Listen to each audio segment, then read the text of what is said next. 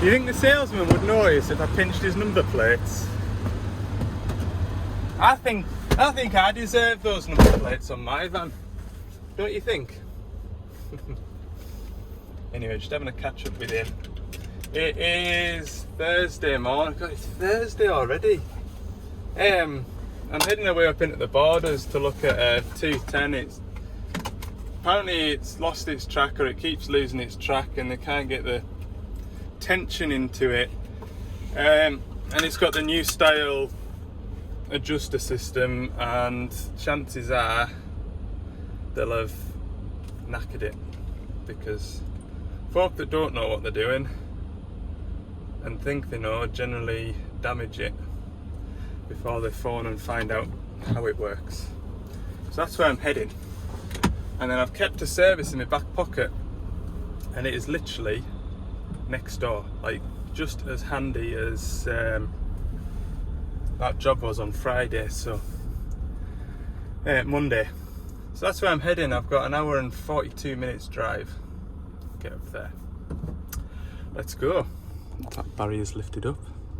Come on! Let's go! There's my digger.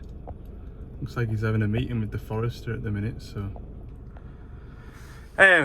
Next digger is just over the hill there, but I'll have to go back out of here and then onto the road for about 100 yards and then back into another forestry entrance. That's that machine, that 160 high track, 3 or 4 weeks ago was giving fuel oil pressure problems. It's now due a service. It was due a service at the time, well, coming up, it was 100 hours off wanting a service when we were messing about with that fuel problems. But at the time I was busy, had a lot going on, and he says just leave it till it's due, like it's no bother, you'll have something up this neck of the woods. So I had a phone call from the customer with this machine, so I phoned that fella and I said, I'm literally going to be next door, do you want us? He says, aye, I'll come out the woods for lunchtime. See, it pays just to have a service in your back pocket. Saves you running around the countryside. How long's this meeting gonna take, do you think? Could do with it sooner rather than later. Here he comes. Marching out. I think there's a few track guides that are coming loose as well that we're gonna have a look at. We'll see what he says. Oh, I feel like I've been sat for ages, but I've noticed since the clouds have cleared, snow on the tops up there. It's only 4 degrees outside, according to the van. Okay, so I've had a look over the machine, and I know what the problem is, which is one of these. But anyway, this is obviously a -7 digger. Anything previous to the -7 would have had this style of grease adjuster. So basically that screws into the rod, and you tighten it up as tight as you can, pump grease into there, and that fills the chamber and it tensions the track. When you want to take the tension out of the track, you unscrew this gently and the grease comes out of that hole there, and that's what lets the tension of the track down. New style is one of these. So see how loose that is there?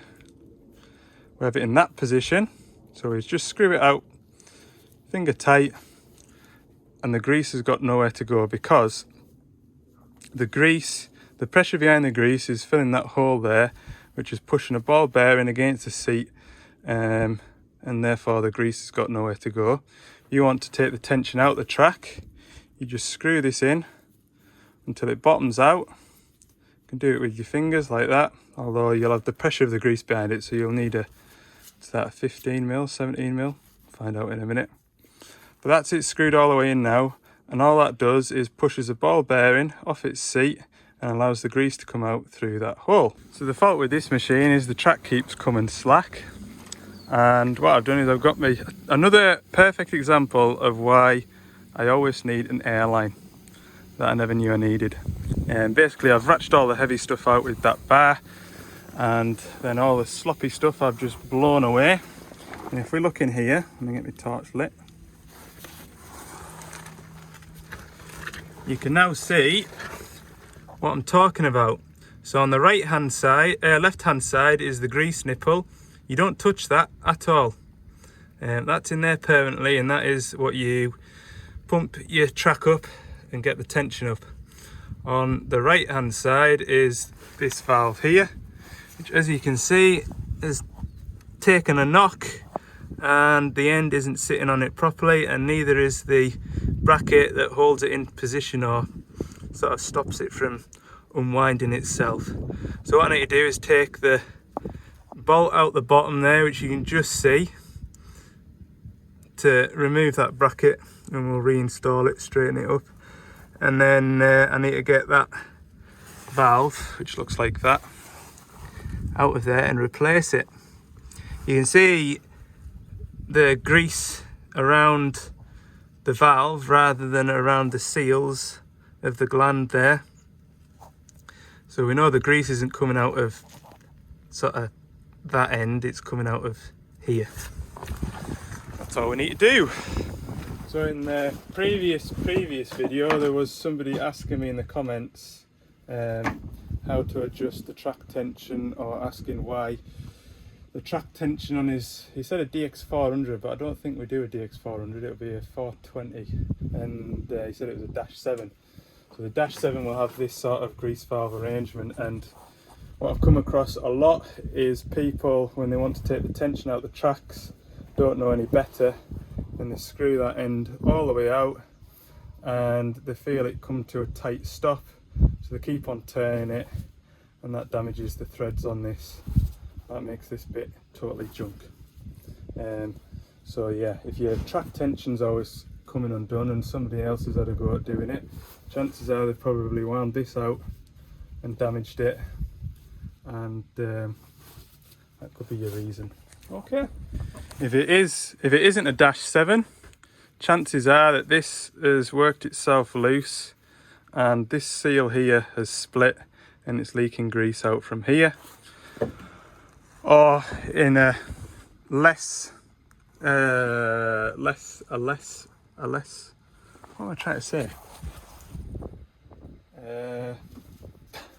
Lost my words now. Less common occurrence is the seals around your grease chamber. That seal that I was pointing out on that gland. Sometimes those seals can wear and leak grease out of the tensioner itself, but we don't see that as much. It's generally that on the older machines and that on the -7s. Right, there we go. That is it all put back together. That's where that bracket goes. So that bracket there is to stop people from unwinding the whole body, because you've got no control. It'll get to the last thread and then just go pshung. So the idea of that bracket is just to stop people from getting hold of the whole thing, if you know what I mean. The information for how to tension the tracks is all in the operator's manual, but who reads the operator's manual? Completed it. Right, we'll go to the next digger. It is a service only, 1,000 hour. 1:10 I'll have a sandwich between here and the next job. I might get 3 mouthfuls. There you go, just talking about the state of this road here, look. Look at it. Good job it's all just soft skitter on the crown of it, because otherwise I'd have nought left underneath. Maybe try and straddle it this way a bit. I hate some blooming job at the minute. Everything's just, when you get wagons running up and down these roads, the vibrations just, with all the water that we've got, the vibrations just bring all the water to the top and it just turns it to slop. Especially when they chip all the brash as well. Get a lot of traffic. Boy, that is a hell of a water, look. Hell of a water. Look at that. Anyway, okay, we're going to do a quick service on this. I won't make it last 3/4 of the video, don't worry. But the owners set the machine up for me, cleaned the hubs up for me, so I can just crack straight on. Look, he's away to the town to go and do a little run errand, and by the time he comes back I'll have this machine, the majority of it, serviced. He says, oh, I didn't realise I'd parked under a quagmire there, but I only need to chuck a couple of drums in there and turn a tap. So I said, don't worry about it, it's fine. I've been working in slop and skitter for the last 6 months now. My boots are still damp from yesterday. In fact, I really should have put those lace-up ones on, but I haven't worn them in yet, so I'll end up with sore feet. Anyway, right, I need me Allen key, I need me flexi ratchet, drop some hub oils. 1, 2.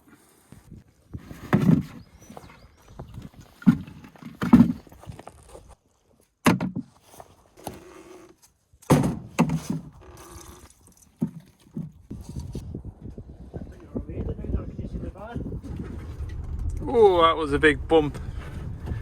That's our service done. Not an awful lot to report. I was saying that machine has got the steps on the track frame, and I said not only is that the oldest sort of age-wise machine I can think of that's still got the steps on the track frame, but he's working in forestry. And he said, well, see all your other machines that are working in forestry, are they owner operators? And I thought, that's what it is. No respect, these these kids in these woods, no respect. Hey dear, oh dear, I've just offended all my customers. I take it back, right, it's 3:30, it'll be 5 o'clock when I get back through Carlisle. I am the right side of Carlisle to go straight home from work, but I think it'll be the right thing to do, to load up for tomorrow and head back down South Cumbria. I haven't had any breakdowns come in today, which means I can continue with my service tick list. So yeah, I'm gonna go and service Big Bertha tomorrow. Find out what that is in the morning. It's Friday, hooray! And probably better news for you lot is I'm not going to go and service Big Bertha today. Put it down in the comments if you think you know what Big Bertha is. Right, sorry it's windy. I've got a new ignition barrel for this because the key has been snapped in. I have tried with a pick trying to flick it out, but I can't do it. So I'm just taking these, all I need to do is take these bolts off round here and then it all comes out. Nice and easy. Apart from that one. Why put that there? God, I hate sight dumpers. There we go, I've got the forward reverse shuttle lever off. At least it's just a multi-plug. Should be able to turn that ignition on. Hey! Tell me to put my seatbelt on next. Yeah, it won't let me start because I've not got my seatbelt on. Seatbelt on. Ignition on. Starts. Good. Look what else I've noticed.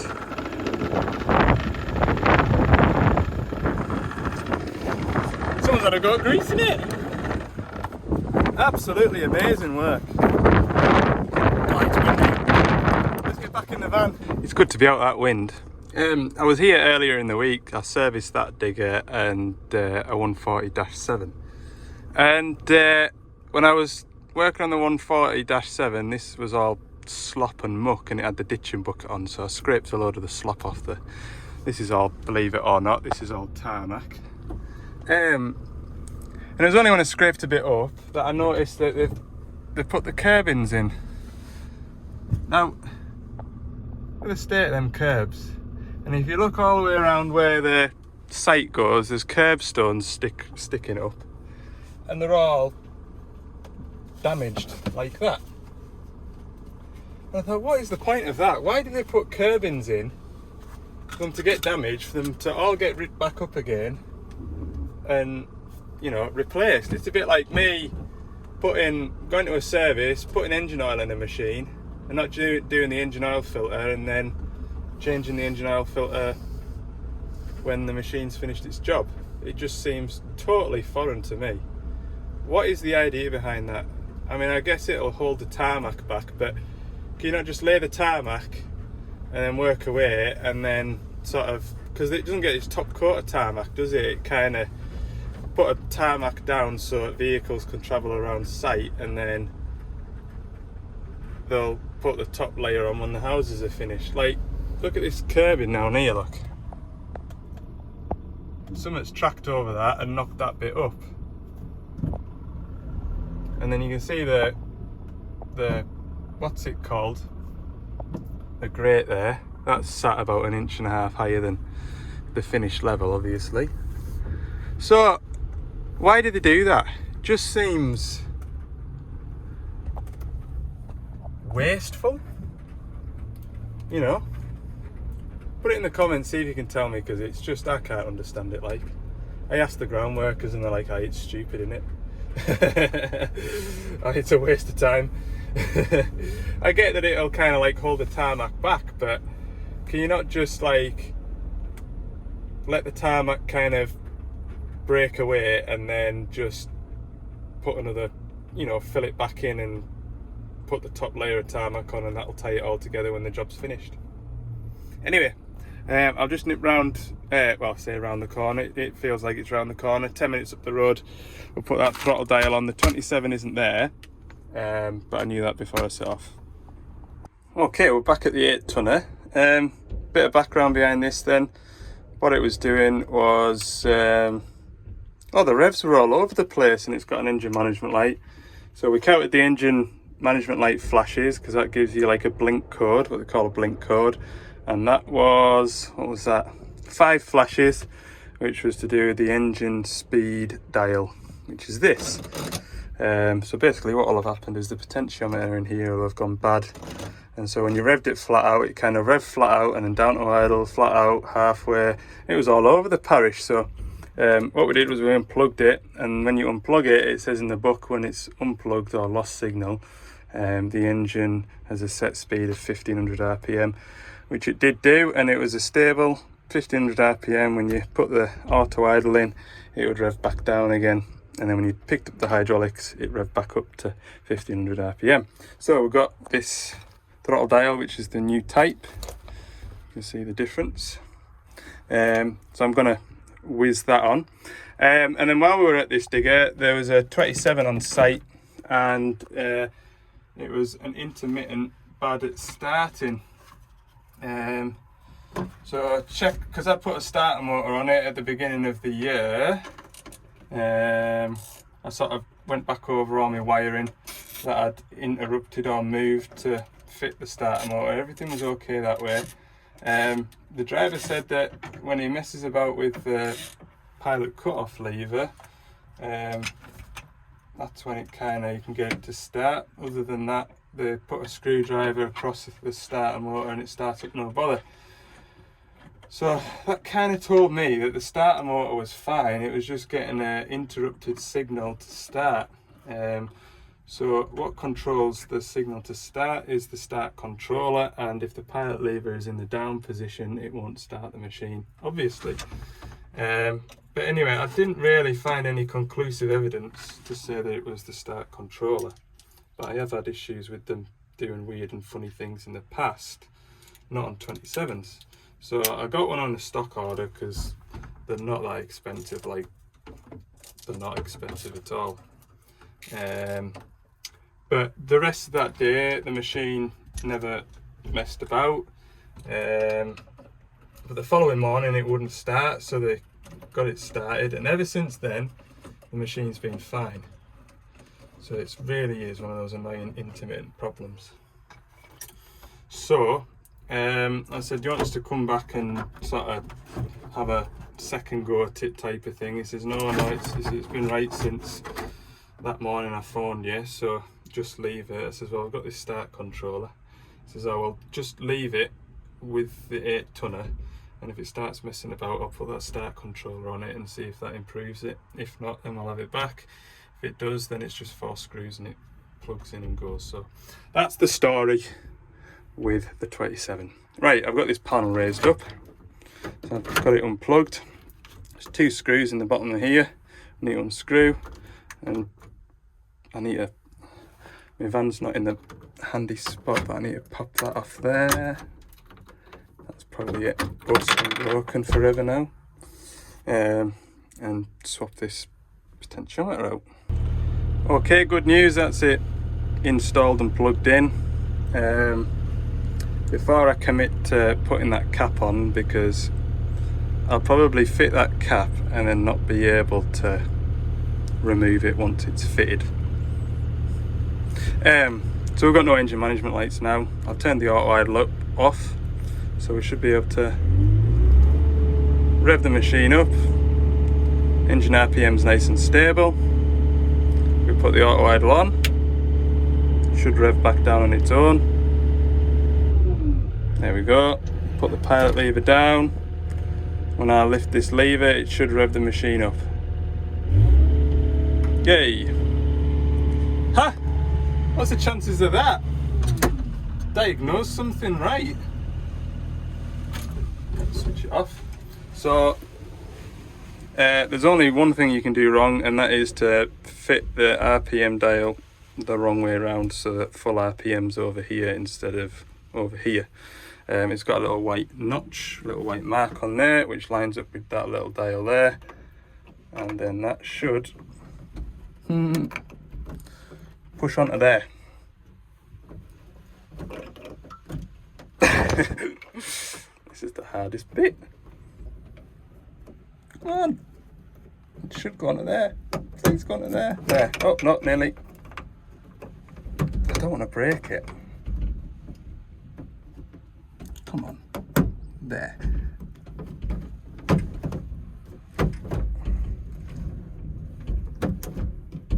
There we go. There. Rev it up and down. Good. Right, I'll put my 4 screws back in and clear off. Go and find a workshop to go and work in. Right, we're back. 2 micros to work on now, so I'm going to run that one across to the workshop and come back across for that one. Both identical machines, other than this doesn't have a ignition barrel. It's got a key code thing that you put in.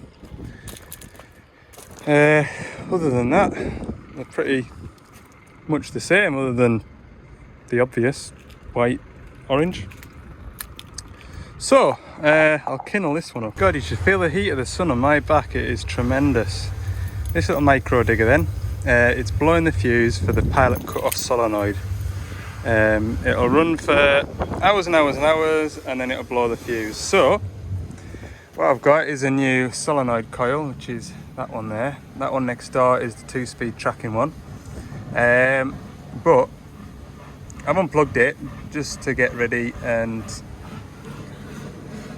got a blue corroded pin in there, and then down in there the pin's just about rotten, so I would imagine it's well, yeah, that's the live wire going into there, so it's high, what do you call it?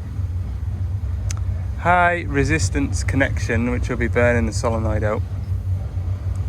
Solenoid, it'll burn the fuse out. So I'll put a new coil on and I'll chop that end off, just a Deutsch plug, so I'll re-end it.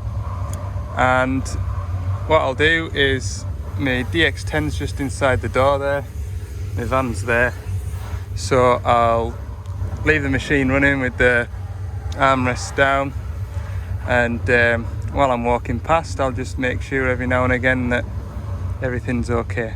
Right, big job. I've got the counterweight off. Gives us a bit better access now. If I remember rightly, with this solenoid, it doesn't come off. I don't think you can get it out. Let's have a look. No, and only just. Look at the state of that. So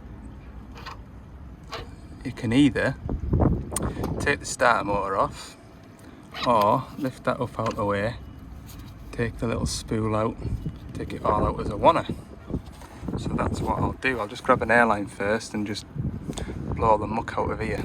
Right, I've got that coil swapped over. Made a massive mess in the process because I didn't turn the ignition on and wobble the hydraulics, which means that accumulator in there was storing a lot of pressure. It didn't squirt out all over me, but it just made a big mess in a short space of time, shall we say. So we'll get that onto there. Right, next job is I'm just going to chop them off and put a new plug on it. There we go. All nice and fresh. I don't like this oops. Don't like this cable protection because it gives it a lot of rigidity, and it looks like them wires want to pull out them plugs, doesn't it?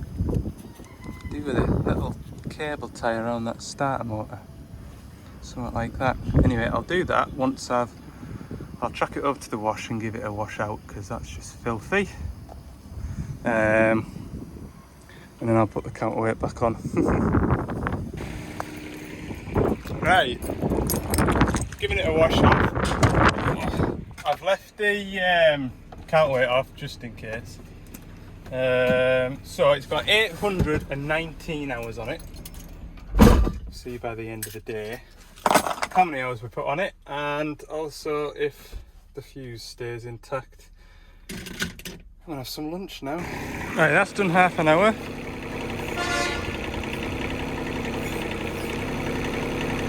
So far so good. Okay, this little micro digger. This digger's sold, and the customer just wants some bits and pieces tidied up in it first. It'd be lovely if I had a little shot blasting thing to give it a good coat of paint. It's the only thing that really lets it down. I borrowed this machine 3 or 4 weeks ago and had it in my garden, and oh, it's a cracking little thing, like it really is. But anyway, what we're going to do for the machine is fit a new seat. We'll put a new latch on the back because that's snapped, and then we're going to put a new pin and bush in here, new pin and bushes in here and here, and replace all the pins and bushes from here down, just to tighten everything up. And I'll have a look at, see if I can weld something in there just to take that slack up too. So yeah, that's the project for this afternoon. I'm going to start with the seat and the bonnet because that'll just be a 10-minute job hopefully, and it won't take much, and it'll look like I've achieved something. Just walked past this digger and grabbed that lever and it's not doing anything. So fuse is blown. So what I'll do is I'll unplug the solenoid now, and I'll get my fuse saver out. Some of you might not have seen this before, it's been a while since I've had it out, but basically to save getting through a handful of fuses, we'll plug this onto the end of here, put that into the fuse, and if a fuse blows it just trips that switch, and you can reset it and try something else. I've been through to the stores, and when I came back the fuse had tripped, and that is with the solenoid unplugged. So go and have a look at a wiring schematic now and see what's caused that. It goes into that big loom which comes in. I think it just comes straight from the fuse holder, which doesn't have a lid by the way, but you just never know, that fuse might feed something else. So I'll just do a bit of digging on here, make sense of it and show you. Okay, so bearing in mind this is on a Bobcat E10 and not a DX10, obviously I've only got manuals for DX10s. 15 amp fuse is valves and horn according to that, which is fuse number 6. So we're going to look at fuse number 6, which is here. It comes up, and then across to here, and then down to this, whatever that is. It's not used for this model, but I suspect on a Bobcat E10 there's something plugged into that, but I don't know what it is. So from here it then goes through a connector and then another connector, and then comes down here, and into the left hand console harness, where it splices off down this way to the horn switch and the left console switch. So I guess what I can do now is disconnect the left hand armrest and see if it blows the fuse. So that's the left hand armrest console unplugged. I've reset my fuse. I think we just need to turn the ignition on, but the problem is if I leave the ignition on, it makes that really annoying beep sound, so I might as well start it and run it. We'll see if that trips out. This horn button shouldn't work now. No. Yeah, we'll see what happens. Right, I'll update you with progress on the DX10 in a minute, but what I've done is I've had my fuse in the fuse holder. I've had the armrest disconnected. It hasn't blown the fuse, so right. So then I've unplugged it and put a jumper wire in between here and here. Yeah, that's right, there and there. When I touch it from the red to the orange on that one, it blows the horn, so that's the horn wire there. But basically, the orange wire that goes out of the plug, it's got a short to earth. This is earth, chassis, that's plastic, so wherever that orange wire goes, in, down there, along there, in that bit of loom there, wherever that orange wire goes, it's got a short. So that is my orange wire that's got a short, because obviously when we close that switch it blows the fuse, or when we put the wire from there into there it blows the fuse. So we come along here, and into the right hand console where it closes, comes out of here to that point there. Have to follow where that goes. That goes to loads of stuff: system bypass cutout solenoid, joystick lockout solenoid. I don't know what the system bypass lockout solenoid is, because I would have called that the pilot cutoff solenoid. Anyway, goes there, and then up here goes into the 2-speed switch, 2-speed travel lever. No, it doesn't. No, that comes into there and gives that. So that's a switched. What is that thing there? 2-speed module. Well, that's a 2-speed solenoid. So what does that? I don't know. Let's see. If I unplug the right hand console, that'll tell us whether the short. Yeah, if I unplug the right hand harness here, that'll tell us whether the short is in this bit of wire in here. Okay, I'm gonna say I can't get at the plug, but it'd just be easy if I do this. Beep stops, beep continues, open circuit, closed circuit. So the fault is now after this console, so we'll go and see where that goes. So it comes, so when this is closed we've still got the fault. Obviously when it's open we haven't got the fault, so this bit of wire in between here and here is okay. We'll come back out of here. Got this here, beacon strobe harness option. Because it goes that way as well. Oh, it doesn't go, it just goes through the connector. Where does that go? Goes through lots of connectors. Console down lamp. So that's all where that goes to, the little LED light on the dash. So, 2-speed harness. I'm gonna have to take the console off, aren't I? I'm gonna have to take that cover off. That, you know that cover that I hate taking off? I think I'm gonna have to do that. I'm pretty sure the 2-speed solenoid is, that's the pilot cut off, and that is the system lockout. So that's me, that's left me baffled now, wondering where the 2-speed is, but look what I noticed when I unplugged this.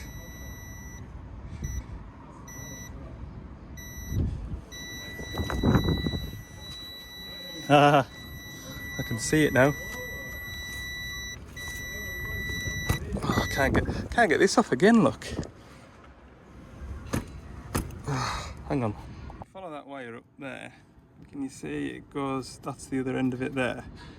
And can you see it's trapped between this air filter housing and this really thick throttle cable.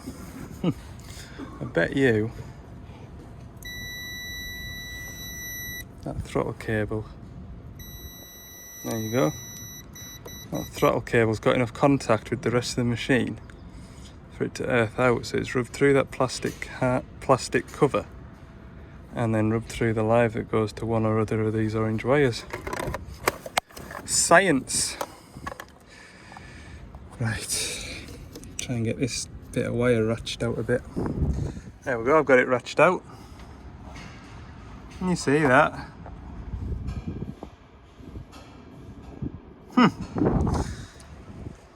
That is an epic bit of troubleshooting. Oh well done, give yourself a pat on the back. Right, there's not much to work with in here, but I think we'll just cut that out and then put some shrink connectors on, join it all back up.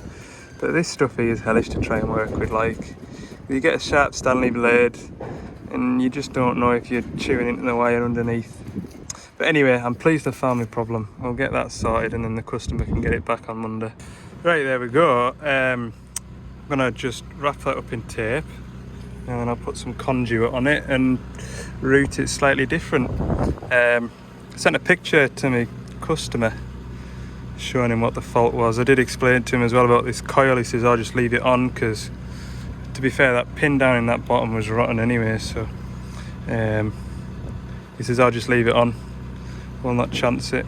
So, because I said, oh, I've put a new plug on it, it might be alright with a new plug on, but anyway, I'll wrap this up in tape, put some conduit on and put the counterweight back on it. There we go, that's not going to rub or catch on anything. Good. Shut the lid on that, hopefully.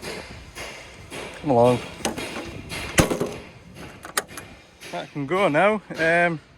See, he's got another two doing exactly the same. So I'll have the same fault to try and chase on another two by the sound of it, but whether it's the same problem, what's the chances? I don't know. We'll see. Right, update on this. Put a new catch in it and fitted the new seat. Looks 100 times better already, doesn't it? Next week we'll work on the pins and bushes. Just sort of running out of time just now. I've got some errands to run for somebody, so I found that up the yard. I'll try and whittle that down a bit to make it fit this, because it didn't have one when I borrowed it, and I just used a pry bar that I had in the van that fitted. So yeah, right, I'll go and run that one around the other side of the yard. I have had more phone calls this afternoon than I've had all week. Mad. Anyway, I've got loaded up for my jobs on Monday. You'll see half of the day on Monday. The other half you won't. Got two DX210s to go and see next week. Both have Got broken bolts in the track frame. Nice. So yeah, next week will be interesting. I've got that DX10 to potter on with when I'm kind of, you know, caught up. Anyway, that is the end of my day, or the end of my day for filming what I'm up to, because it is. So thanks for watching. Hope you've enjoyed the video. If you have, let me know by clicking the thumbs up button. And for more bits and pieces throughout the week, check out my Instagram, Ali's Digger Diary, on there. And I hope you all have a good weekend, or enjoy the rest of your weekend. See you in the next one.